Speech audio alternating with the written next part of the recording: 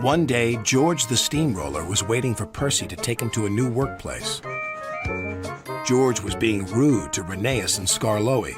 "You're just worn-out wheels on worn-out rails." "You need rocks for your roads," replied Skarloey, "and we're helping you." "I need to flatten little engines in the scrapyards," retorted George. Then Percy arrived to take George away. He was still rebelling. "Railways are no good. Turn them into roads." The little engines were pleased to see him go. George grumbled all the way to the old branch line. He was going to turn it into a road. When they arrived, George was rude again. "Bumpy ride on rotten rails. I'm glad it's over." "So am I," said Percy. "Ha!" huffed George. Percy was still fuming when he met Thomas.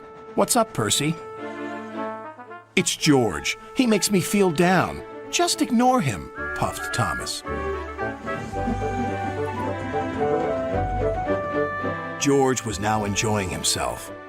"Ripping up rails," he chortled. "What a life!" "What do you think of this, Thomas?" Thomas took no notice. George felt insulted.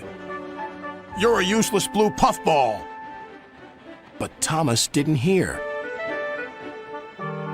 "I'll show him who's boss." At last, the workmen reached the level crossing. "What shall we do here?" "Tear it up, tarmac it," said George. So they did, but not properly, and George knew it. Later, Thomas was traveling home on the same line. He was pulling freight cars filled with vegetables. The signalman had forgotten to warn his driver about the crossing. "That's nice. We don't need to stop," said Thomas happily. "Yes, we do," called his driver. But it was too late.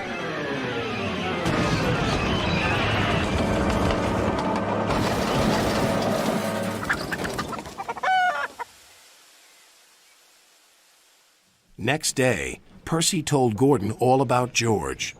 "Huh!" snorted Gordon. "You're just a small engine. That's why he's rude to you. He wouldn't dare cause me any trouble." George had been taken to some yards to work. Duck arrived with a train of empty freight cars. George was blocking his way, and a car was stuck on the main line. "Let me through," demanded Duck. "You'll just have to wait," replied George. "There's no time to wait. I must clear my freight cars from the main line to let Gordon through." "Then he'll have to wait too," said George. Duck's driver went to complain to the station master, but the signalman had set the signal to allow Gordon to speed through. His passengers were singing his praises, and he was making express time.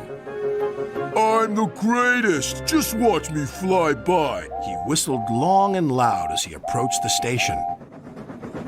Suddenly, he saw a freight car on the line ahead. "Get out of my way!" But the freight car wouldn't move until Gordon forced it